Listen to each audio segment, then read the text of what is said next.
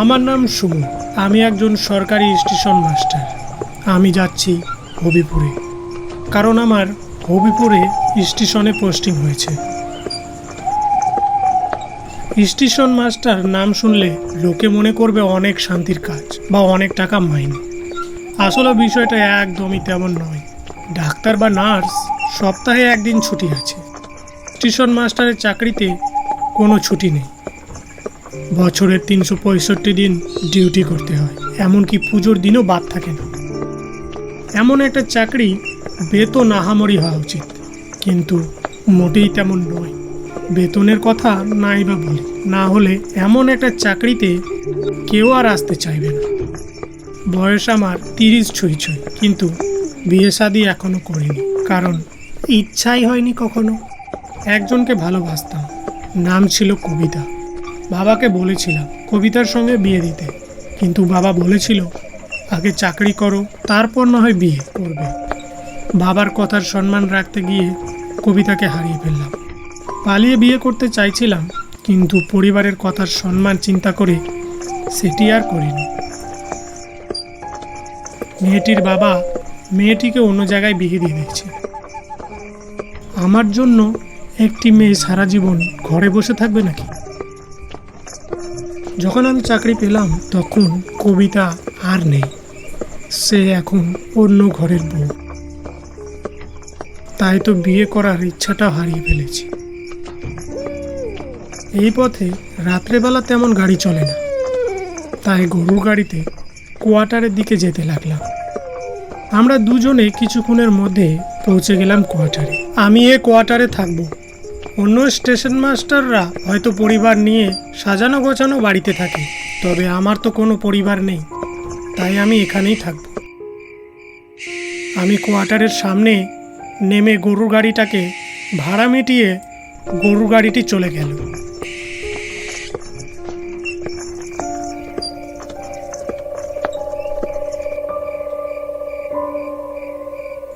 আমি তখন কোয়ার্টারের ভিতরে ঢুকে পড়লাম। ঘরের ভিতরে ঢুকতেই ধুলোবালি আর মাকড়সার জাল ছুঁয়ে আছে চারিদিকে। দেখেই স্পষ্ট বোঝা যাচ্ছে অনেক দিন যাবৎ এখানে কেউ থাকে না। আমি তখন ঘরের চারপাশটা ভালো করে দেখলাম, তখন আচমকা একটা আওয়াজ ভেসে আসলো।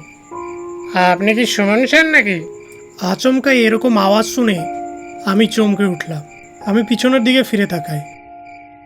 দেখছি একজন মধ্যবয়সী যুবক, পরনে ধুতি আর পাঞ্জাবি। হ্যাঁ আমি। আর তুমি নিশ্চয় রবি, তাই না? ঠিক ধরেছেন বাবু, বড়বাবু বলছিল আপনার কথা, তাই তো সব কিছু পরিচ্ছন্ন করে রেখেছি।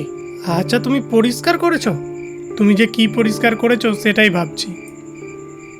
এত অল্প সময়ের মধ্যে যা পেরেছি তাই করেছি, বাকিটা আপনি করে নেবেন। এই কোয়ার্টারে বাকি 10 বছর ধরে কেউ থাকেনি। যারাই আসছে তারাই পরের দিন অন্য বাড়িতে চলে গেছে। তো আপনি কবে যাবেন? আমি তো বাকিদের মতো নই, তাছাড়া আমার তো পরিবার নেই, আমাকে এখানেই থাকতে হবে। আচ্ছা থাকুন, কোনো সমস্যা নেই, কিন্তু মনে রাখবেন রাতের বেলা যাই হয়ে যাক না কেন বাইরে বেরোবেন না। এই কোয়ার্টারটা একদম ভালো নয়। দিনের বেলাতেও আসতে লোকে ভয় পায়, তাই লোক কোয়ার্টারের নাম দিয়েছে পরিত্যক্ত কোয়ার্টার। কেন বাইরে যাব না কেন?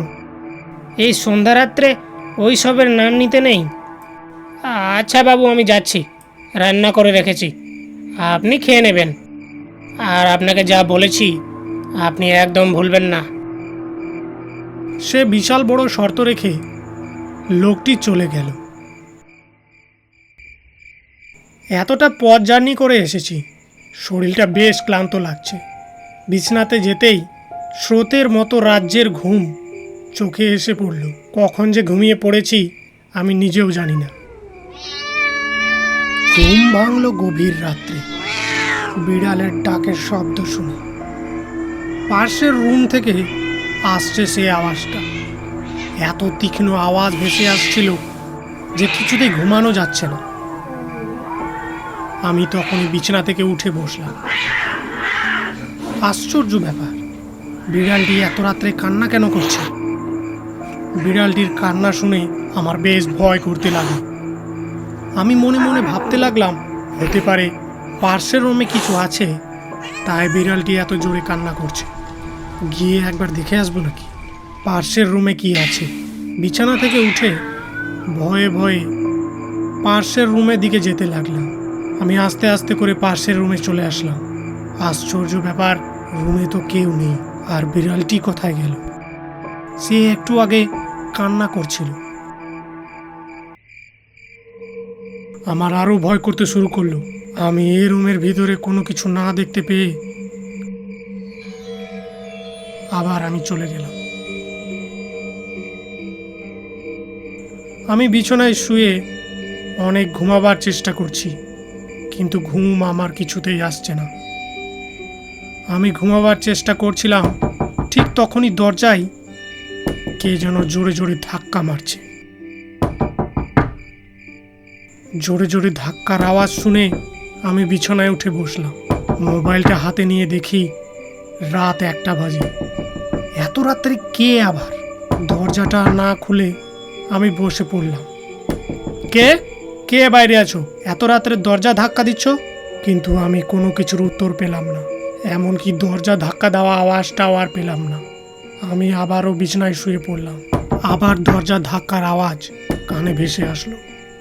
আমি নিশ্চিত আমার সাথে কেউ মজা করছে। আমি বিছানা থেকে উঠে দরজার দিকে দেখতে গেলাম। দরজার কাছে এসে দরজাটা খুলে দেখি বাইরে তো কেউ নেই। একটা ঠান্ডা হাওয়ায় শরীরটা আমার শিরে গেল। আমার ভিতরটা কেমন যেন ভয় করতে লাগলো। আমি তাড়াতাড়ি দরজাটা বন্ধ করে আবার শুয়ে পড়ি। একটু পরে আবারও ঘুম চোখে এসে পড়ল। ঠিক তখনই অনুভব করলাম আমার গায়ের চাদরটা কে যেন টানছে। আমার বেশ ভয় করতে শুরু করলো। আমি চোখ খুলতে আমি দেখি আমার চোখের সামনে একটি মেয়ে। দেখছি একটা মেয়ে উল্টো পিঠ করে দাঁড়িয়ে আছে। এখানে মেয়ে এলো কোথা থেকে এত রাত্রে? আমি কিছুই ভেবে পাচ্ছি না। আমি কি করব কিছুই বুঝতে পারছি না। আমার খুব ভয় লাগছে।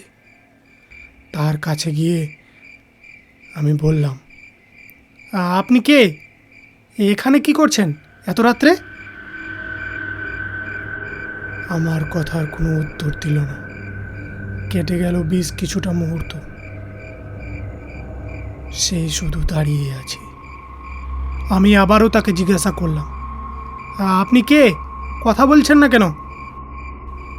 সে আচমকাই আমার দিকে ঘুরে দেখল। কি বিভৎস তার চেহারা! সেখানেই অজ্ঞান হয়ে পড়লাম আমি।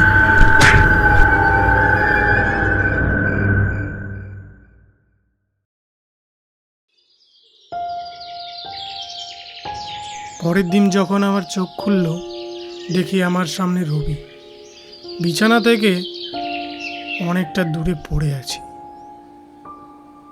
সে দেখে বুঝতে পেরে গেছে যে আমার সঙ্গে কি ঘটেছিল এই রাত্রে।